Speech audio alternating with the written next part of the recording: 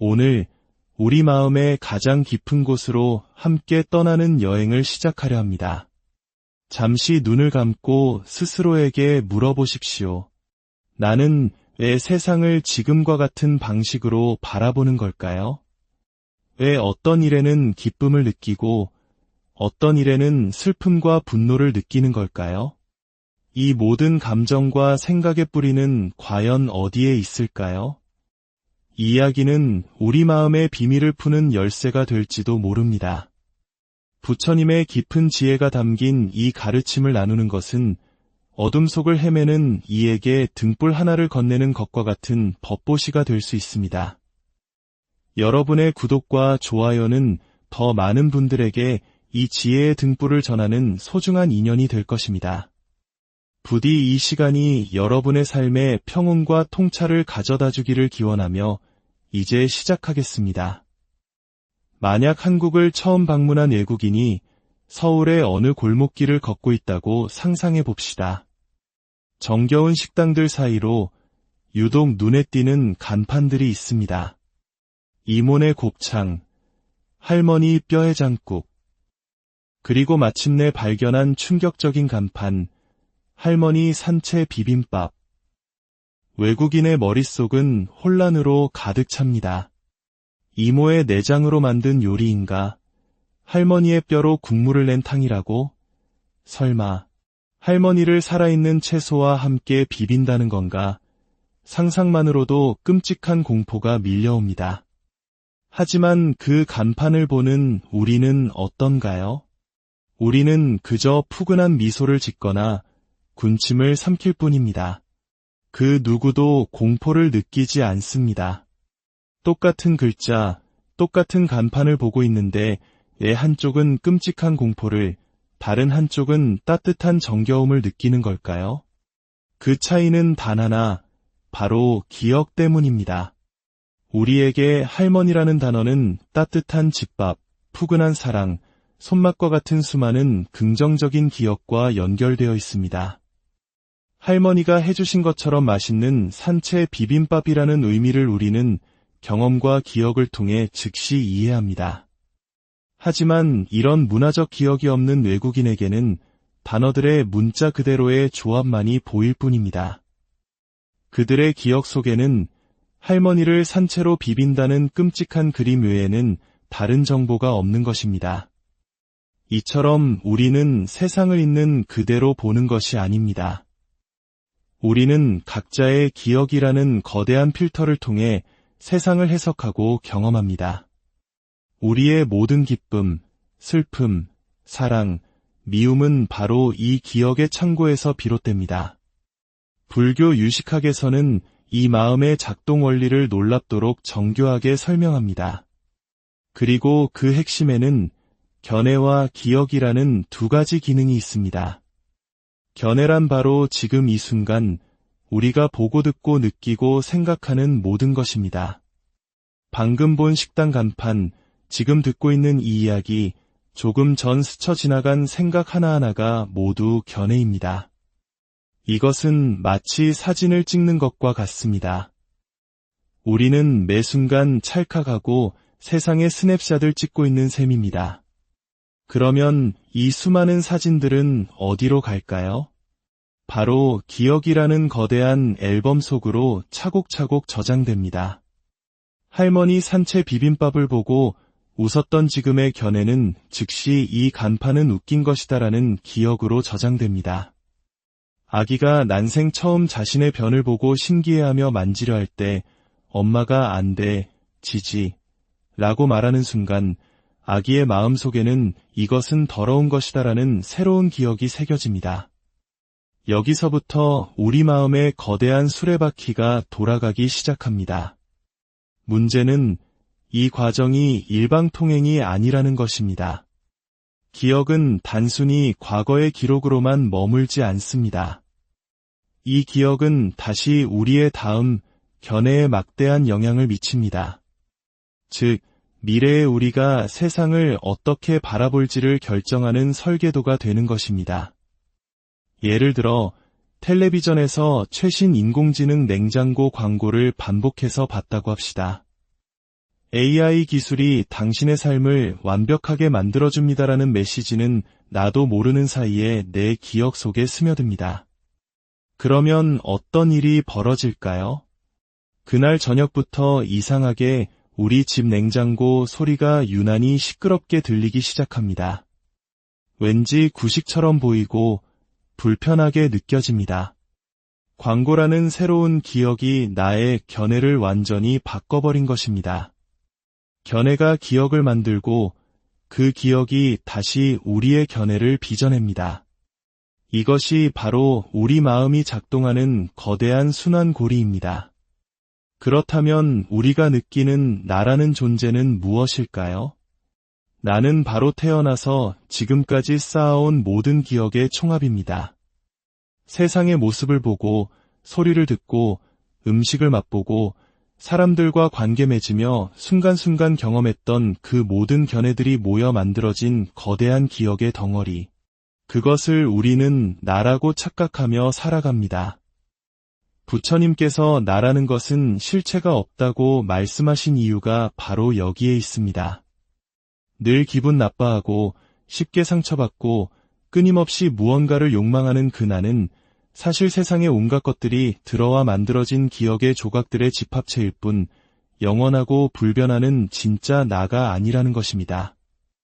우리는 완벽하게 기억의 지배를 받으며 살아가는 존재입니다. 이것은 한편으론 무서운 이야기입니다. 내 의지대로 세상을 아름답게 보려고 아무리 노력해도 내 기억 속에 미움과 원망이 가득하다면 결코 세상을 아름답게 볼 수 없습니다. 꼴도 보기 싫은 직장 동료를 긍정적으로 보려고 했어도 그 사람에 대한 부정적인 기억이 나를 지배하는 한 나의 견해는 바뀌지 않습니다. 견해는 내 의지로 바꿀 수 있는 것이 아니기 때문입니다. 그렇다면 우리는 영원히 기억의 노예로 살아야 할까요? 아닙니다. 바로 여기에 부처님의 가르침이 위대한 희망이 되는 이유가 있습니다. 땅에서 넘어진 자는 땅을 짚고 일어나야 합니다. 우리는 생각과 기억 때문에 고통받았지만 역설적으로 바로 그 생각과 기억을 통해 행복으로 나아갈 수 있습니다. 방법은 무엇일까요? 나의 견해를 바꾸려 노력하는 것이 아니라 내게 들어오는 기억의 질을 바꾸는 것입니다. 즉, 의도적으로 아름다운 기억을 쌓아가는 것입니다. 이것이 불교에서 말하는 수행의 진정한 의미 중 하나입니다. 바둑 실력이 5급인 사람 둘이서 평생 바둑을 둔다고 한들 그들의 실력은 영원히 5급에 머물 것입니다. 왜냐하면 서로에게서 5급짜리 견해 외에는 배울 것이 없기 때문입니다. 발전하기 위해서는 구단 고수, 즉 나보다 뛰어난 견해를 가진 스승을 만나야 합니다. 그분의 가르침이라는 새로운 기억을 받아들여야만 비로소 나의 5급짜리 견해가 바뀔 수 있는 것입니다. 여러분이 지금 이 자리에 있는 이유도 바로 이것입니다. 부처님의 가르침이라는 인류 최고의 지혜를 듣고 여러분의 마음에 가장 맑고 아름다운 기억을 채우기 위해서입니다. 누군가를 향해 욕을 하려다가도 잠시 멈추고 스스로에게 물어보십시오. 지금 이 순간 내 기억 속에는 무엇이 들어가고 있는가? 이 질문 하나가 바로 수행의 시작입니다. 내 입에서 나온 욕설을 가장 먼저 듣는 귀는 바로 나의 귀입니다. 그 부정적인 견해는 고스란히 나의 기억 창고를 오염시키는 쓰레기가 됩니다. 그리고 그 쓰레기통 속에서 아름다운 견해가 나올 리 만무합니다. 반대로 타인을 칭찬하고 세상을 긍정적으로 바라보고 부처님의 말씀을 듣고 사유하는 모든 순간들은 내 마음을 정화하는 감로수가 되어 기억 속에 저장됩니다. 그렇게 맑은 기억들이 쌓여갈수록 세상을 바라보는 나의 견해는 저절로 맑고 아름다워질 것입니다. 모든 사람이 나를 사랑하게 될 것입니다. 그렇다면 이 모든 기억들을 걷어냈을 때 그 기억에 물들기 이전의 진짜 나는 과연 무엇일까요? 불교에서는 그것을 무아, 즉 내가 없음이라고 합니다. 하지만 이것을 단순히 공허한 상태로 오해해서는 안 됩니다. 위대한 스승들께서는 이를 이렇게 표현하셨습니다. 내가 없다가 아니라 없는 나라고 말입니다. 그 어떤 이름도 붙일 수 없는 나, 그 어떤 기억도 닿지 않는 나, 세상의 그 어떤 어리석음에도 물들지 않은 본래의 청정한 나, 그것을 불성이라고도 하고 본래 면목이라고도 부릅니다. 하지만 이 또한 이름일 뿐입니다. 진실은 언어로 표현할 수 없기에 부처님께서는 이처럼 수많은 방편과 비유를 통해 그 자리를 가리켜 보여주신 것입니다. 우리를 너무나도 사랑하셨기 때문입니다.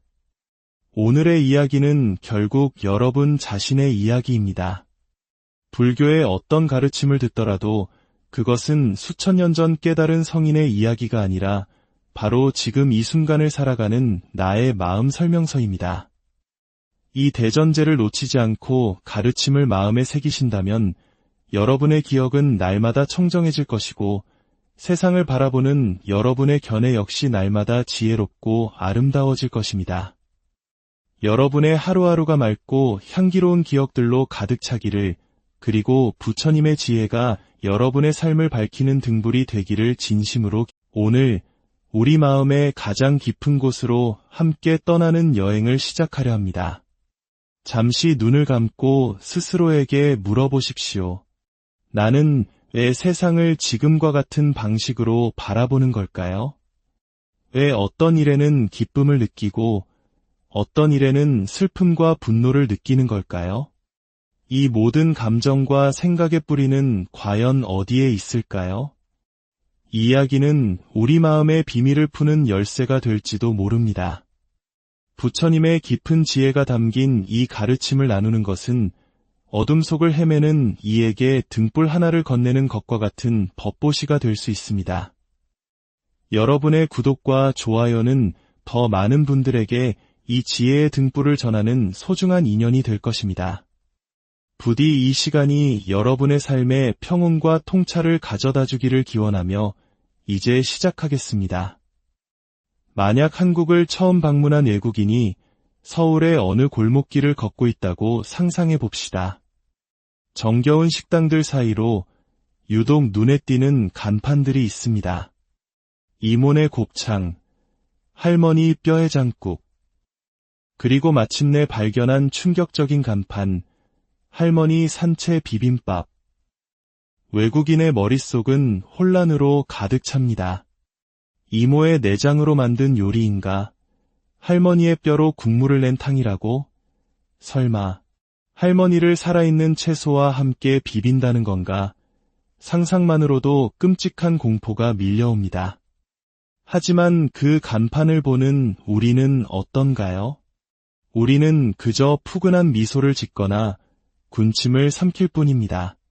그 누구도 공포를 느끼지 않습니다. 똑같은 글자, 똑같은 간판을 보고 있는데 왜 한쪽은 끔찍한 공포를, 다른 한쪽은 따뜻한 정겨움을 느끼는 걸까요? 그 차이는 단 하나, 바로 기억 때문입니다. 우리에게 할머니라는 단어는 따뜻한 집밥, 푸근한 사랑, 손맛과 같은 수많은 긍정적인 기억과 연결되어 있습니다.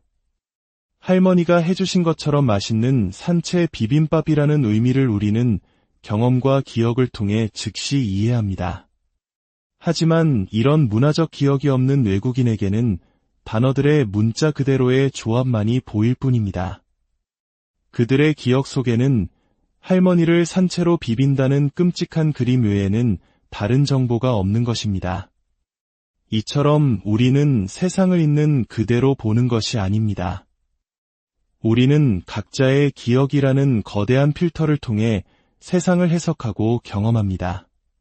우리의 모든 기쁨, 슬픔, 사랑, 미움은 바로 이 기억의 창고에서 비롯됩니다. 불교 유식학에서는 이 마음의 작동 원리를 놀랍도록 정교하게 설명합니다. 그리고 그 핵심에는 견해와 기억이라는 두 가지 기능이 있습니다. 견해란 바로 지금 이 순간 우리가 보고 듣고 느끼고 생각하는 모든 것입니다. 방금 본 식당 간판, 지금 듣고 있는 이 이야기, 조금 전 스쳐 지나간 생각 하나하나가 모두 견해입니다. 이것은 마치 사진을 찍는 것과 같습니다. 우리는 매 순간 찰칵하고 세상의 스냅샷을 찍고 있는 셈입니다. 그러면 이 수많은 사진들은 어디로 갈까요? 바로 기억이라는 거대한 앨범 속으로 차곡차곡 저장됩니다.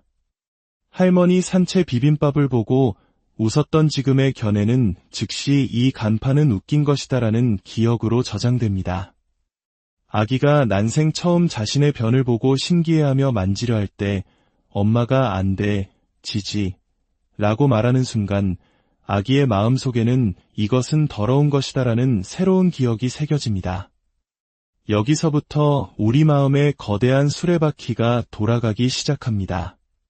문제는 이 과정이 일방통행이 아니라는 것입니다.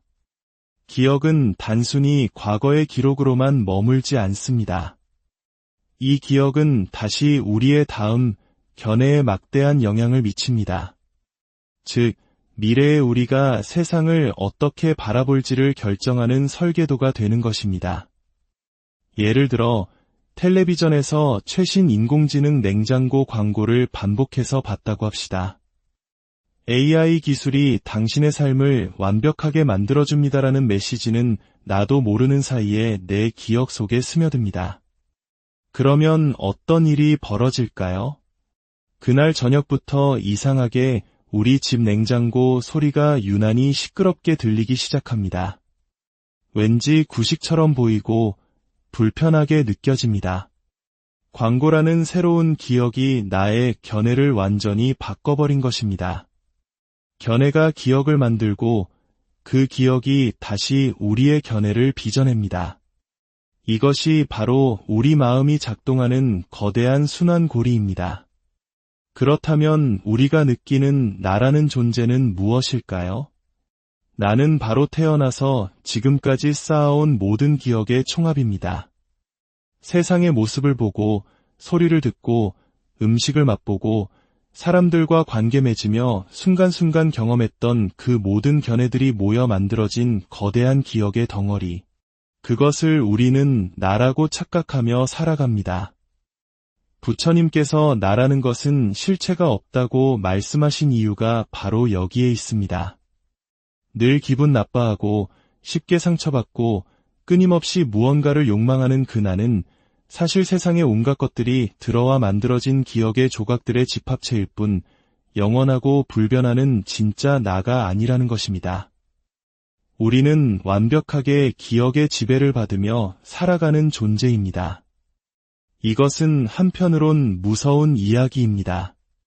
내 의지대로 세상을 아름답게 보려고 아무리 노력해도 내 기억 속에 미움과 원망이 가득하다면 결코 세상을 아름답게 볼 수 없습니다. 꼴도 보기 싫은 직장 동료를 긍정적으로 보려고 했어도 그 사람에 대한 부정적인 기억이 나를 지배하는 한 나의 견해는 바뀌지 않습니다. 견해는 내 의지로 바꿀 수 있는 것이 아니기 때문입니다. 그렇다면 우리는 영원히 기억의 노예로 살아야 할까요? 아닙니다. 바로 여기에 부처님의 가르침이 위대한 희망이 되는 이유가 있습니다. 땅에서 넘어진 자는 땅을 짚고 일어나야 합니다.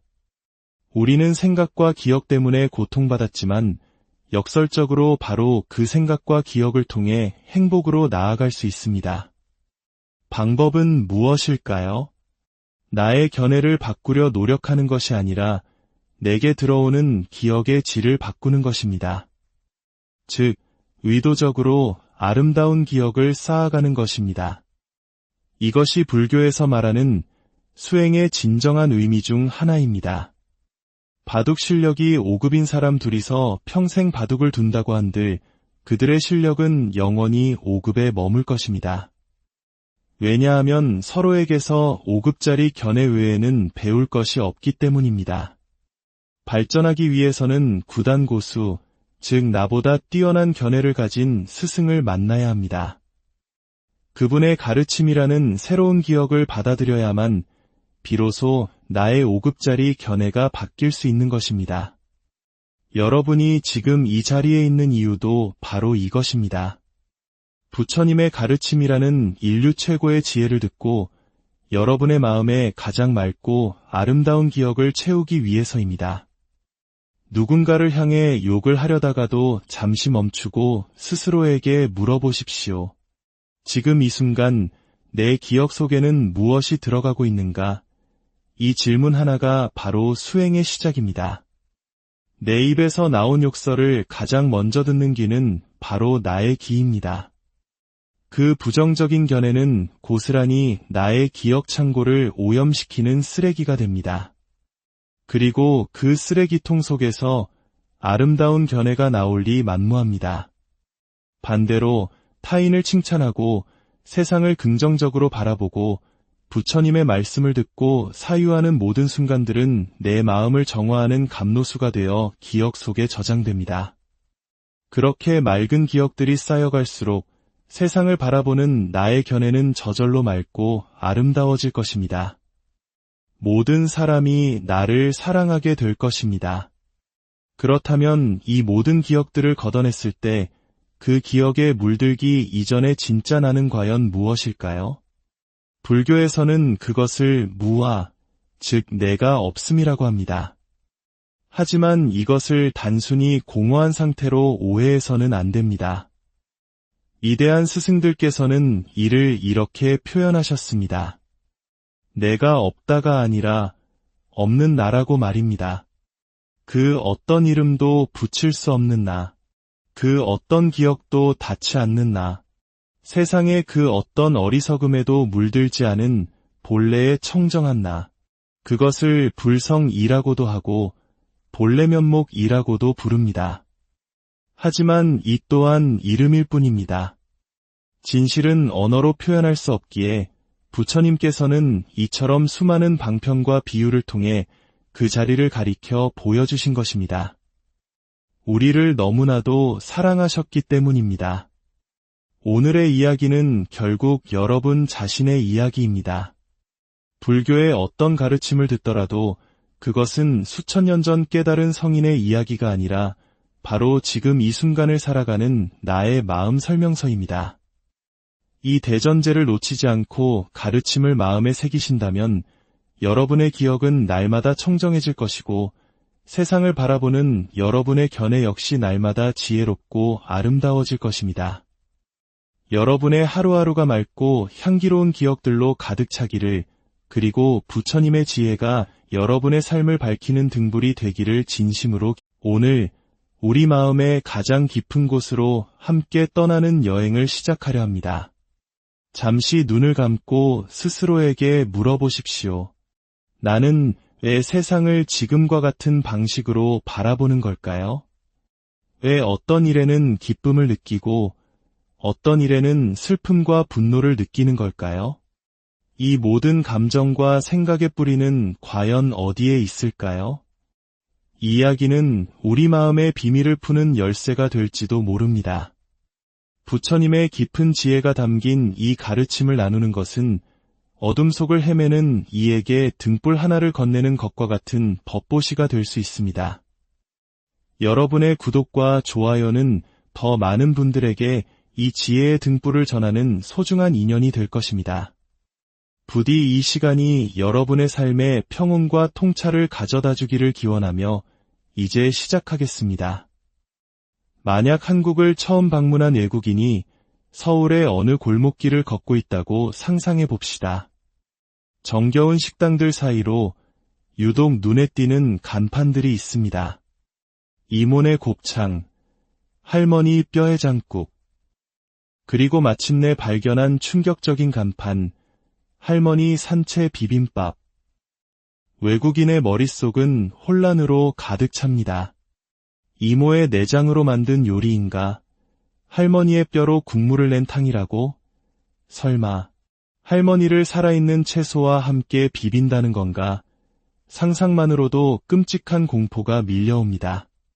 하지만 그 간판을 보는 우리는 어떤가요? 우리는 그저 푸근한 미소를 짓거나 군침을 삼킬 뿐입니다. 그 누구도 공포를 느끼지 않습니다. 똑같은 글자, 똑같은 간판을 보고 있는데 내 한쪽은 끔찍한 공포를, 다른 한쪽은 따뜻한 정겨움을 느끼는 걸까요? 그 차이는 단 하나, 바로 기억 때문입니다. 우리에게 할머니라는 단어는 따뜻한 집밥, 푸근한 사랑, 손맛과 같은 수많은 긍정적인 기억과 연결되어 있습니다. 할머니가 해주신 것처럼 맛있는 산채 비빔밥이라는 의미를 우리는 경험과 기억을 통해 즉시 이해합니다. 하지만 이런 문화적 기억이 없는 외국인에게는 단어들의 문자 그대로의 조합만이 보일 뿐입니다. 그들의 기억 속에는 할머니를 산채로 비빈다는 끔찍한 그림 외에는 다른 정보가 없는 것입니다. 이처럼 우리는 세상을 있는 그대로 보는 것이 아닙니다. 우리는 각자의 기억이라는 거대한 필터를 통해 세상을 해석하고 경험합니다. 우리의 모든 기쁨, 슬픔, 사랑, 미움은 바로 이 기억의 창고에서 비롯됩니다. 불교 유식학에서는 이 마음의 작동 원리를 놀랍도록 정교하게 설명합니다. 그리고 그 핵심에는 견해와 기억이라는 두 가지 기능이 있습니다. 견해란 바로 지금 이 순간 우리가 보고 듣고 느끼고 생각하는 모든 것입니다. 방금 본 식당 간판, 지금 듣고 있는 이 이야기, 조금 전 스쳐 지나간 생각 하나하나가 모두 견해입니다. 이것은 마치 사진을 찍는 것과 같습니다. 우리는 매 순간 찰칵하고 세상의 스냅샷을 찍고 있는 셈입니다. 그러면 이 수많은 사진들은 어디로 갈까요? 바로 기억이라는 거대한 앨범 속으로 차곡차곡 저장됩니다. 할머니 산채 비빔밥을 보고 웃었던 지금의 견해는 즉시 이 간판은 웃긴 것이다라는 기억으로 저장됩니다. 아기가 난생 처음 자신의 변을 보고 신기해하며 만지려 할 때 엄마가 안 돼, 지지 라고 말하는 순간 아기의 마음속에는 이것은 더러운 것이다라는 새로운 기억이 새겨집니다. 여기서부터 우리 마음의 거대한 수레바퀴가 돌아가기 시작합니다. 문제는 이 과정이 일방통행이 아니라는 것입니다. 기억은 단순히 과거의 기록으로만 머물지 않습니다. 이 기억은 다시 우리의 다음 견해에 막대한 영향을 미칩니다. 즉, 미래의 우리가 세상을 어떻게 바라볼지를 결정하는 설계도가 되는 것입니다. 예를 들어 텔레비전에서 최신 인공지능 냉장고 광고를 반복해서 봤다고 합시다. AI 기술이 당신의 삶을 완벽하게 만들어줍니다라는 메시지는 나도 모르는 사이에 내 기억 속에 스며듭니다. 그러면 어떤 일이 벌어질까요? 그날 저녁부터 이상하게 우리 집 냉장고 소리가 유난히 시끄럽게 들리기 시작합니다. 왠지 구식처럼 보이고 불편하게 느껴집니다. 광고라는 새로운 기억이 나의 견해를 완전히 바꿔버린 것입니다. 견해가 기억을 만들고 그 기억이 다시 우리의 견해를 빚어냅니다. 이것이 바로 우리 마음이 작동하는 거대한 순환고리입니다. 그렇다면 우리가 느끼는 나라는 존재는 무엇일까요? 나는 바로 태어나서 지금까지 쌓아온 모든 기억의 총합입니다. 세상의 모습을 보고, 소리를 듣고, 음식을 맛보고, 사람들과 관계 맺으며 순간순간 경험했던 그 모든 견해들이 모여 만들어진 거대한 기억의 덩어리. 그것을 우리는 나라고 착각하며 살아갑니다. 부처님께서 나라는 것은 실체가 없다고 말씀하신 이유가 바로 여기에 있습니다. 늘 기분 나빠하고 쉽게 상처받고 끊임없이 무언가를 욕망하는 그 나는 사실 세상의 온갖 것들이 들어와 만들어진 기억의 조각들의 집합체일 뿐 영원하고 불변하는 진짜 나가 아니라는 것입니다. 우리는 완벽하게 기억의 지배를 받으며 살아가는 존재입니다. 이것은 한편으론 무서운 이야기입니다. 내 의지대로 세상을 아름답게 보려고 아무리 노력해도 내 기억 속에 미움과 원망이 가득하다면 결코 세상을 아름답게 볼 수 없습니다. 꼴도 보기 싫은 직장 동료를 긍정적으로 보려고 했어도 그 사람에 대한 부정적인 기억이 나를 지배하는 한 나의 견해는 바뀌지 않습니다. 견해는 내 의지로 바꿀 수 있는 것이 아니기 때문입니다. 그렇다면 우리는 영원히 기억의 노예로 살아야 할까요? 아닙니다. 바로 여기에 부처님의 가르침이 위대한 희망이 되는 이유가 있습니다. 땅에서 넘어진 자는 땅을 짚고 일어나야 합니다. 우리는 생각과 기억 때문에 고통받았지만 역설적으로 바로 그 생각과 기억을 통해 행복으로 나아갈 수 있습니다. 방법은 무엇일까요? 나의 견해를 바꾸려 노력하는 것이 아니라 내게 들어오는 기억의 질을 바꾸는 것입니다. 즉, 의도적으로 아름다운 기억을 쌓아가는 것입니다. 이것이 불교에서 말하는 수행의 진정한 의미 중 하나입니다.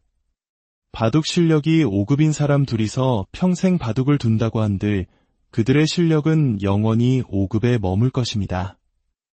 왜냐하면 서로에게서 5급짜리 견해 외에는 배울 것이 없기 때문입니다. 발전하기 위해서는 구단 고수, 즉 나보다 뛰어난 견해를 가진 스승을 만나야 합니다. 그분의 가르침이라는 새로운 기억을 받아들여야만 비로소 나의 5급짜리 견해가 바뀔 수 있는 것입니다. 여러분이 지금 이 자리에 있는 이유도 바로 이것입니다. 부처님의 가르침이라는 인류 최고의 지혜를 듣고 여러분의 마음에 가장 맑고 아름다운 기억을 채우기 위해서입니다. 누군가를 향해 욕을 하려다가도 잠시 멈추고 스스로에게 물어보십시오. 지금 이 순간 내 기억 속에는 무엇이 들어가고 있는가? 이 질문 하나가 바로 수행의 시작입니다. 내 입에서 나온 욕설을 가장 먼저 듣는 귀는 바로 나의 귀입니다. 그 부정적인 견해는 고스란히 나의 기억 창고를 오염시키는 쓰레기가 됩니다. 그리고 그 쓰레기통 속에서 아름다운 견해가 나올 리 만무합니다. 반대로 타인을 칭찬하고 세상을 긍정적으로 바라보고 부처님의 말씀을 듣고 사유하는 모든 순간들은 내 마음을 정화하는 감로수가 되어 기억 속에 저장됩니다. 그렇게 맑은 기억들이 쌓여갈수록 세상을 바라보는 나의 견해는 저절로 맑고 아름다워질 것입니다. 모든 사람이 나를 사랑하게 될 것입니다. 그렇다면 이 모든 기억들을 걷어냈을 때 그 기억에 물들기 이전의 진짜 나는 과연 무엇일까요? 불교에서는 그것을 무아, 즉 내가 없음이라고 합니다. 하지만 이것을 단순히 공허한 상태로 오해해서는 안 됩니다. 위대한 스승들께서는 이를 이렇게 표현하셨습니다. 내가 없다가 아니라 없는 나라고 말입니다. 그 어떤 이름도 붙일 수 없는 나, 그 어떤 기억도 닿지 않는 나, 세상의 그 어떤 어리석음에도 물들지 않은 본래의 청정한 나, 그것을 불성이라고도 하고 본래 면목이라고도 부릅니다. 하지만 이 또한 이름일 뿐입니다. 진실은 언어로 표현할 수 없기에 부처님께서는 이처럼 수많은 방편과 비유를 통해 그 자리를 가리켜 보여주신 것입니다. 우리를 너무나도 사랑하셨기 때문입니다. 오늘의 이야기는 결국 여러분 자신의 이야기입니다. 불교의 어떤 가르침을 듣더라도 그것은 수천 년 전 깨달은 성인의 이야기가 아니라 바로 지금 이 순간을 살아가는 나의 마음 설명서입니다. 이 대전제를 놓치지 않고 가르침을 마음에 새기신다면 여러분의 기억은 날마다 청정해질 것이고 세상을 바라보는 여러분의 견해 역시 날마다 지혜롭고 아름다워질 것입니다. 여러분의 하루하루가 맑고 향기로운 기억들로 가득 차기를, 그리고 부처님의 지혜가 여러분의 삶을 밝히는 등불이 되기를 진심으로. 오늘 우리 마음의 가장 깊은 곳으로 함께 떠나는 여행을 시작하려 합니다. 잠시 눈을 감고 스스로에게 물어보십시오. 나는 왜 세상을 지금과 같은 방식으로 바라보는 걸까요? 왜 어떤 일에는 기쁨을 느끼고 어떤 일에는 슬픔과 분노를 느끼는 걸까요? 이 모든 감정과 생각의 뿌리는 과연 어디에 있을까요? 이 이야기는 우리 마음의 비밀을 푸는 열쇠가 될지도 모릅니다. 부처님의 깊은 지혜가 담긴 이 가르침을 나누는 것은 어둠 속을 헤매는 이에게 등불 하나를 건네는 것과 같은 법보시가 될 수 있습니다. 여러분의 구독과 좋아요는 더 많은 분들에게 이 지혜의 등불을 전하는 소중한 인연이 될 것입니다. 부디 이 시간이 여러분의 삶에 평온과 통찰을 가져다 주기를 기원하며 이제 시작하겠습니다. 만약 한국을 처음 방문한 외국인이 서울의 어느 골목길을 걷고 있다고 상상해 봅시다. 정겨운 식당들 사이로 유독 눈에 띄는 간판들이 있습니다. 이모네 곱창, 할머니 뼈해장국, 그리고 마침내 발견한 충격적인 간판, 할머니 산채 비빔밥. 외국인의 머릿속은 혼란으로 가득 찹니다. 이모의 내장으로 만든 요리인가? 할머니의 뼈로 국물을 낸 탕이라고? 설마 할머니를 살아있는 채소와 함께 비빈다는 건가? 상상만으로도 끔찍한 공포가 밀려옵니다. 하지만 그 간판을 보는 우리는 어떤가요? 우리는 그저 푸근한 미소를 짓거나 군침을 삼킬 뿐입니다.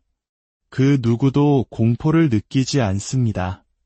똑같은 글자, 똑같은 간판을 보고 있는데 왜 한쪽은 끔찍한 공포를, 다른 한쪽은 따뜻한 정겨움을 느끼는 걸까요? 그 차이는 단 하나, 바로 기억 때문입니다. 우리에게 할머니라는 단어는 따뜻한 집밥, 푸근한 사랑, 손맛과 같은 수많은 긍정적인 기억과 연결되어 있습니다. 할머니가 해주신 것처럼 맛있는 산채 비빔밥이라는 의미를 우리는 경험과 기억을 통해 즉시 이해합니다. 하지만 이런 문화적 기억이 없는 외국인에게는 단어들의 문자 그대로의 조합만이 보일 뿐입니다. 그들의 기억 속에는 할머니를 산채로 비빈다는 끔찍한 그림 외에는 다른 정보가 없는 것입니다. 이처럼 우리는 세상을 있는 그대로 보는 것이 아닙니다. 우리는 각자의 기억이라는 거대한 필터를 통해 세상을 해석하고 경험합니다. 우리의 모든 기쁨, 슬픔, 사랑, 미움은 바로 이 기억의 창고에서 비롯됩니다. 불교 유식학에서는 이 마음의 작동 원리를 놀랍도록 정교하게 설명합니다. 그리고 그 핵심에는 견해와 기억이라는 두 가지 기능이 있습니다. 견해란 바로 지금 이 순간 우리가 보고 듣고 느끼고 생각하는 모든 것입니다. 방금 본 식당 간판, 지금 듣고 있는 이 이야기, 조금 전 스쳐 지나간 생각 하나하나가 모두 견해입니다. 이것은 마치 사진을 찍는 것과 같습니다. 우리는 매 순간 찰칵하고 세상의 스냅샷을 찍고 있는 셈입니다. 그러면 이 수많은 사진들은 어디로 갈까요? 바로 기억이라는 거대한 앨범 속으로 차곡차곡 저장됩니다. 할머니 산채 비빔밥을 보고 웃었던 지금의 견해는 즉시 이 간판은 웃긴 것이다라는 기억으로 저장됩니다. 아기가 난생 처음 자신의 변을 보고 신기해하며 만지려 할 때 엄마가 안 돼, 지지 라고 말하는 순간 아기의 마음속에는 이것은 더러운 것이다라는 새로운 기억이 새겨집니다. 여기서부터 우리 마음의 거대한 수레바퀴가 돌아가기 시작합니다. 문제는 이 과정이 일방통행이 아니라는 것입니다. 기억은 단순히 과거의 기록으로만 머물지 않습니다. 이 기억은 다시 우리의 다음 견해에 막대한 영향을 미칩니다. 즉, 미래의 우리가 세상을 어떻게 바라볼지를 결정하는 설계도가 되는 것입니다. 예를 들어 텔레비전에서 최신 인공지능 냉장고 광고를 반복해서 봤다고 합시다. AI 기술이 당신의 삶을 완벽하게 만들어줍니다라는 메시지는 나도 모르는 사이에 내 기억 속에 스며듭니다. 그러면 어떤 일이 벌어질까요? 그날 저녁부터 이상하게 우리 집 냉장고 소리가 유난히 시끄럽게 들리기 시작합니다. 왠지 구식처럼 보이고 불편하게 느껴집니다. 광고라는 새로운 기억이 나의 견해를 완전히 바꿔버린 것입니다. 견해가 기억을 만들고 그 기억이 다시 우리의 견해를 빚어냅니다. 이것이 바로 우리 마음이 작동하는 거대한 순환고리입니다. 그렇다면 우리가 느끼는 나라는 존재는 무엇일까요? 나는 바로 태어나서 지금까지 쌓아온 모든 기억의 총합입니다. 세상의 모습을 보고, 소리를 듣고, 음식을 맛보고, 사람들과 관계 맺으며 순간순간 경험했던 그 모든 견해들이 모여 만들어진 거대한 기억의 덩어리. 그것을 우리는 나라고 착각하며 살아갑니다. 부처님께서 나라는 것은 실체가 없다고 말씀하신 이유가 바로 여기에 있습니다. 늘 기분 나빠하고 쉽게 상처받고 끊임없이 무언가를 욕망하는 그 나는 사실 세상의 온갖 것들이 들어와 만들어진 기억의 조각들의 집합체일 뿐 영원하고 불변하는 진짜 나가 아니라는 것입니다. 우리는 완벽하게 기억의 지배를 받으며 살아가는 존재입니다. 이것은 한편으론 무서운 이야기입니다. 내 의지대로 세상을 아름답게 보려고 아무리 노력해도 내 기억 속에 미움과 원망이 가득하다면 결코 세상을 아름답게 볼 수 없습니다. 꼴도 보기 싫은 직장 동료를 긍정적으로 보려고 했어도 그 사람에 대한 부정적인 기억이 나를 지배하는 한 나의 견해는 바뀌지 않습니다. 견해는 내 의지로 바꿀 수 있는 것이 아니기 때문입니다. 그렇다면 우리는 영원히 기억의 노예로 살아야 할까요? 아닙니다. 바로 여기에 부처님의 가르침이 위대한 희망이 되는 이유가 있습니다. 땅에서 넘어진 자는 땅을 짚고 일어나야 합니다. 우리는 생각과 기억 때문에 고통받았지만 역설적으로 바로 그 생각과 기억을 통해 행복으로 나아갈 수 있습니다. 방법은 무엇일까요?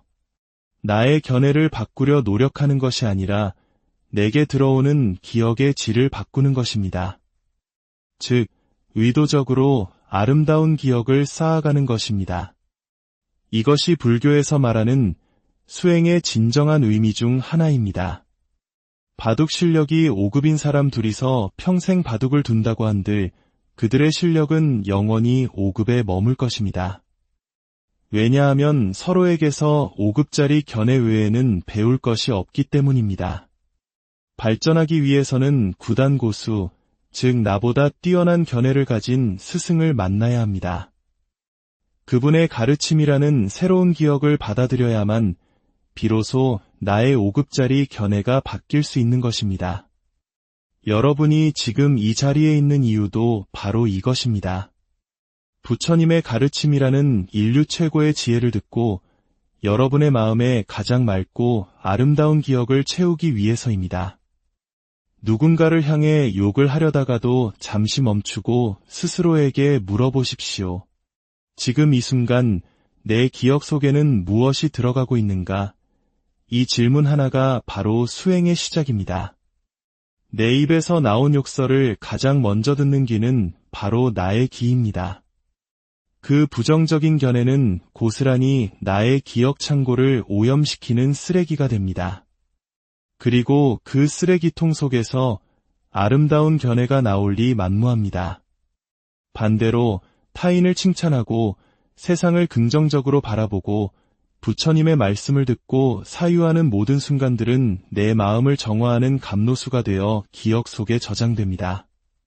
그렇게 맑은 기억들이 쌓여갈수록 세상을 바라보는 나의 견해는 저절로 맑고 아름다워질 것입니다. 모든 사람이 나를 사랑하게 될 것입니다. 그렇다면 이 모든 기억들을 걷어냈을 때 그 기억에 물들기 이전의 진짜 나는 과연 무엇일까요? 불교에서는 그것을 무아, 즉 내가 없음이라고 합니다. 하지만 이것을 단순히 공허한 상태로 오해해서는 안 됩니다. 위대한 스승들께서는 이를 이렇게 표현하셨습니다. 내가 없다가 아니라 없는 나라고 말입니다. 그 어떤 이름도 붙일 수 없는 나, 그 어떤 기억도 닿지 않는 나, 세상의 그 어떤 어리석음에도 물들지 않은 본래의 청정한 나, 그것을 불성이라고도 하고 본래 면목이라고도 부릅니다. 하지만 이 또한 이름일 뿐입니다. 진실은 언어로 표현할 수 없기에 부처님께서는 이처럼 수많은 방편과 비유를 통해 그 자리를 가리켜 보여주신 것입니다. 우리를 너무나도 사랑하셨기 때문입니다. 오늘의 이야기는 결국 여러분 자신의 이야기입니다. 불교의 어떤 가르침을 듣더라도 그것은 수천 년 전 깨달은 성인의 이야기가 아니라 바로 지금 이 순간을 살아가는 나의 마음 설명서입니다. 이 대전제를 놓치지 않고 가르침을 마음에 새기신다면 여러분의 기억은 날마다 청정해질 것이고 세상을 바라보는 여러분의 견해 역시 날마다 지혜롭고 아름다워질 것입니다.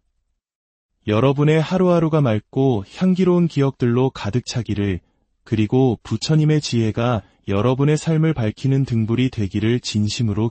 오늘 우리 마음의 가장 깊은 곳으로 함께 떠나는 여행을 시작하려 합니다. 잠시 눈을 감고 스스로에게 물어보십시오. 나는 왜 세상을 지금과 같은 방식으로 바라보는 걸까요? 왜 어떤 일에는 기쁨을 느끼고 어떤 일에는 슬픔과 분노를 느끼는 걸까요? 이 모든 감정과 생각의 뿌리는 과연 어디에 있을까요? 이 이야기는 우리 마음의 비밀을 푸는 열쇠가 될지도 모릅니다. 부처님의 깊은 지혜가 담긴 이 가르침을 나누는 것은 어둠 속을 헤매는 이에게 등불 하나를 건네는 것과 같은 법보시가 될 수 있습니다. 여러분의 구독과 좋아요는 더 많은 분들에게 이 지혜의 등불을 전하는 소중한 인연이 될 것입니다. 부디 이 시간이 여러분의 삶에 평온과 통찰을 가져다 주기를 기원하며 이제 시작하겠습니다. 만약 한국을 처음 방문한 외국인이 서울의 어느 골목길을 걷고 있다고 상상해 봅시다. 정겨운 식당들 사이로 유독 눈에 띄는 간판들이 있습니다. 이모네 곱창, 할머니 뼈해장국, 그리고 마침내 발견한 충격적인 간판, 할머니 산채 비빔밥. 외국인의 머릿속은 혼란으로 가득 찹니다. 이모의 내장으로 만든 요리인가? 할머니의 뼈로 국물을 낸 탕이라고? 설마 할머니를 살아있는 채소와 함께 비빈다는 건가? 상상만으로도 끔찍한 공포가 밀려옵니다. 하지만 그 간판을 보는 우리는 어떤가요? 우리는 그저 푸근한 미소를 짓거나 군침을 삼킬 뿐입니다. 그 누구도 공포를 느끼지 않습니다. 똑같은 글자, 똑같은 간판을 보고 있는데 왜 한쪽은 끔찍한 공포를, 다른 한쪽은 따뜻한 정겨움을 느끼는 걸까요? 그 차이는 단 하나, 바로 기억 때문입니다. 우리에게 할머니라는 단어는 따뜻한 집밥, 푸근한 사랑, 손맛과 같은 수많은 긍정적인 기억과 연결되어 있습니다. 할머니가 해주신 것처럼 맛있는 산채 비빔밥이라는 의미를 우리는 경험과 기억을 통해 즉시 이해합니다. 하지만 이런 문화적 기억이 없는 외국인에게는 단어들의 문자 그대로의 조합만이 보일 뿐입니다. 그들의 기억 속에는 할머니를 산채로 비빈다는 끔찍한 그림 외에는 다른 정보가 없는 것입니다. 이처럼 우리는 세상을 있는 그대로 보는 것이 아닙니다. 우리는 각자의 기억이라는 거대한 필터를 통해 세상을 해석하고 경험합니다. 우리의 모든 기쁨, 슬픔, 사랑, 미움은 바로 이 기억의 창고에서 비롯됩니다. 불교 유식학에서는 이 마음의 작동 원리를 놀랍도록 정교하게 설명합니다. 그리고 그 핵심에는 견해와 기억이라는 두 가지 기능이 있습니다. 견해란 바로 지금 이 순간 우리가 보고 듣고 느끼고 생각하는 모든 것입니다. 방금 본 식당 간판, 지금 듣고 있는 이 이야기, 조금 전 스쳐 지나간 생각 하나하나가 모두 견해입니다. 이것은 마치 사진을 찍는 것과 같습니다. 우리는 매 순간 찰칵하고 세상의 스냅샷을 찍고 있는 셈입니다. 그러면 이 수많은 사진들은 어디로 갈까요? 바로 기억이라는 거대한 앨범 속으로 차곡차곡 저장됩니다. 할머니 산채 비빔밥을 보고 웃었던 지금의 견해는 즉시 이 간판은 웃긴 것이다라는 기억으로 저장됩니다. 아기가 난생 처음 자신의 변을 보고 신기해하며 만지려 할 때 엄마가 안 돼, 지지 라고 말하는 순간 아기의 마음속에는 이것은 더러운 것이다라는 새로운 기억이 새겨집니다. 여기서부터 우리 마음의 거대한 수레바퀴가 돌아가기 시작합니다. 문제는 이 과정이 일방통행이 아니라는 것입니다. 기억은 단순히 과거의 기록으로만 머물지 않습니다. 이 기억은 다시 우리의 다음 견해에 막대한 영향을 미칩니다. 즉, 미래의 우리가 세상을 어떻게 바라볼지를 결정하는 설계도가 되는 것입니다. 예를 들어, 텔레비전에서 최신 인공지능 냉장고 광고를 반복해서 봤다고 합시다. AI 기술이 당신의 삶을 완벽하게 만들어줍니다라는 메시지는 나도 모르는 사이에 내 기억 속에 스며듭니다. 그러면 어떤 일이 벌어질까요? 그날 저녁부터 이상하게 우리 집 냉장고 소리가 유난히 시끄럽게 들리기 시작합니다. 왠지 구식처럼 보이고 불편하게 느껴집니다. 광고라는 새로운 기억이 나의 견해를 완전히 바꿔버린 것입니다. 견해가 기억을 만들고 그 기억이 다시 우리의 견해를 빚어냅니다. 이것이 바로 우리 마음이 작동하는 거대한 순환고리입니다. 그렇다면 우리가 느끼는 나라는 존재는 무엇일까요? 나는 바로 태어나서 지금까지 쌓아온 모든 기억의 총합입니다. 세상의 모습을 보고, 소리를 듣고, 음식을 맛보고, 사람들과 관계 맺으며 순간순간 경험했던 그 모든 견해들이 모여 만들어진 거대한 기억의 덩어리. 그것을 우리는 나라고 착각하며 살아갑니다. 부처님께서 나라는 것은 실체가 없다고 말씀하신 이유가 바로 여기에 있습니다. 늘 기분 나빠하고 쉽게 상처받고 끊임없이 무언가를 욕망하는 그 나는 사실 세상의 온갖 것들이 들어와 만들어진 기억의 조각들의 집합체일 뿐 영원하고 불변하는 진짜 나가 아니라는 것입니다. 우리는 완벽하게 기억의 지배를 받으며 살아가는 존재입니다. 이것은 한편으론 무서운 이야기입니다. 내 의지대로 세상을 아름답게 보려고 아무리 노력해도 내 기억 속에 미움과 원망이 가득하다면 결코 세상을 아름답게 볼 수 없습니다.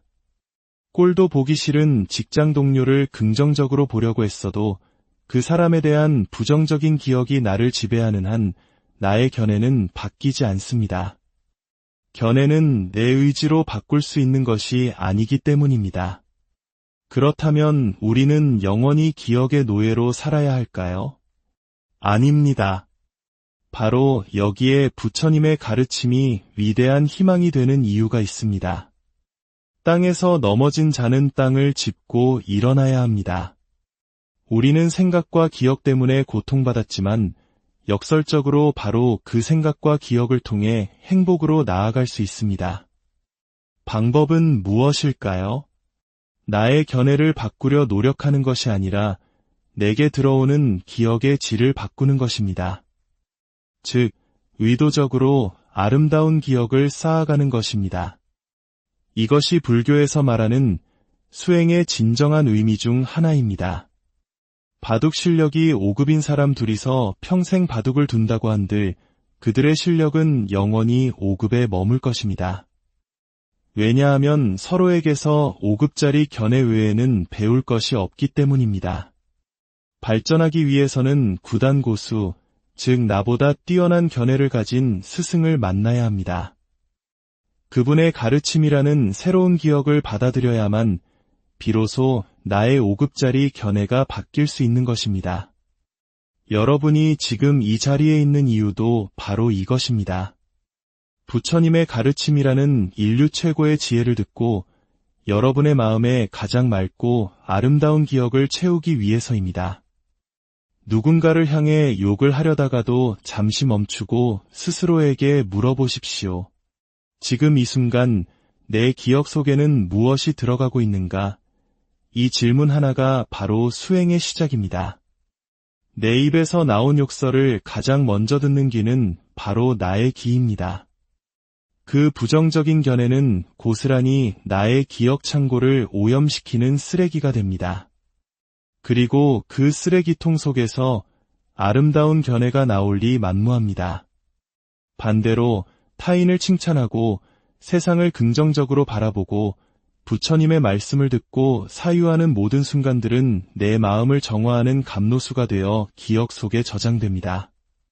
그렇게 맑은 기억들이 쌓여갈수록 세상을 바라보는 나의 견해는 저절로 맑고 아름다워질 것입니다. 모든 사람이 나를 사랑하게 될 것입니다. 그렇다면 이 모든 기억들을 걷어냈을 때 그 기억에 물들기 이전의 진짜 나는 과연 무엇일까요? 불교에서는 그것을 무아, 즉 내가 없음이라고 합니다. 하지만 이것을 단순히 공허한 상태로 오해해서는 안 됩니다. 위대한 스승들께서는 이를 이렇게 표현하셨습니다. 내가 없다가 아니라 없는 나라고 말입니다. 그 어떤 이름도 붙일 수 없는 나, 그 어떤 기억도 닿지 않는 나, 세상의 그 어떤 어리석음에도 물들지 않은 본래의 청정한 나, 그것을 불성이라고도 하고 본래 면목이라고도 부릅니다. 하지만 이 또한 이름일 뿐입니다. 진실은 언어로 표현할 수 없기에 부처님께서는 이처럼 수많은 방편과 비유를 통해 그 자리를 가리켜 보여주신 것입니다. 우리를 너무나도 사랑하셨기 때문입니다. 오늘의 이야기는 결국 여러분 자신의 이야기입니다. 불교의 어떤 가르침을 듣더라도 그것은 수천 년 전 깨달은 성인의 이야기가 아니라 바로 지금 이 순간을 살아가는 나의 마음 설명서입니다. 이 대전제를 놓치지 않고 가르침을 마음에 새기신다면 여러분의 기억은 날마다 청정해질 것이고 세상을 바라보는 여러분의 견해 역시 날마다 지혜롭고 아름다워질 것입니다. 여러분의 하루하루가 맑고 향기로운 기억들로 가득 차기를, 그리고 부처님의 지혜가 여러분의 삶을 밝히는 등불이 되기를 진심으로. 오늘 우리 마음의 가장 깊은 곳으로 함께 떠나는 여행을 시작하려 합니다. 잠시 눈을 감고 스스로에게 물어보십시오. 나는 왜 세상을 지금과 같은 방식으로 바라보는 걸까요? 왜 어떤 일에는 기쁨을 느끼고 어떤 일에는 슬픔과 분노를 느끼는 걸까요? 이 모든 감정과 생각의 뿌리는 과연 어디에 있을까요? 이 이야기는 우리 마음의 비밀을 푸는 열쇠가 될지도 모릅니다. 부처님의 깊은 지혜가 담긴 이 가르침을 나누는 것은 어둠 속을 헤매는 이에게 등불 하나를 건네는 것과 같은 법보시가 될 수 있습니다. 여러분의 구독과 좋아요는 더 많은 분들에게 이 지혜의 등불을 전하는 소중한 인연이 될 것입니다. 부디 이 시간이 여러분의 삶에 평온과 통찰을 가져다 주기를 기원하며 이제 시작하겠습니다. 만약 한국을 처음 방문한 외국인이 서울의 어느 골목길을 걷고 있다고 상상해 봅시다. 정겨운 식당들 사이로 유독 눈에 띄는 간판들이 있습니다. 이모네 곱창, 할머니 뼈해장국, 그리고 마침내 발견한 충격적인 간판, 할머니 산채 비빔밥. 외국인의 머릿속은 혼란으로 가득 찹니다. 이모의 내장으로 만든 요리인가? 할머니의 뼈로 국물을 낸 탕이라고? 설마 할머니를 살아있는 채소와 함께 비빈다는 건가? 상상만으로도 끔찍한 공포가 밀려옵니다. 하지만 그 간판을 보는 우리는 어떤가요? 우리는 그저 푸근한 미소를 짓거나 군침을 삼킬 뿐입니다. 그 누구도 공포를 느끼지 않습니다. 똑같은 글자, 똑같은 간판을 보고 있는데 왜 한쪽은 끔찍한 공포를, 다른 한쪽은 따뜻한 정겨움을 느끼는 걸까요? 그 차이는 단 하나, 바로 기억 때문입니다. 우리에게 할머니라는 단어는 따뜻한 집밥, 푸근한 사랑, 손맛과 같은 수많은 긍정적인 기억과 연결되어 있습니다. 할머니가 해주신 것처럼 맛있는 산채 비빔밥이라는 의미를 우리는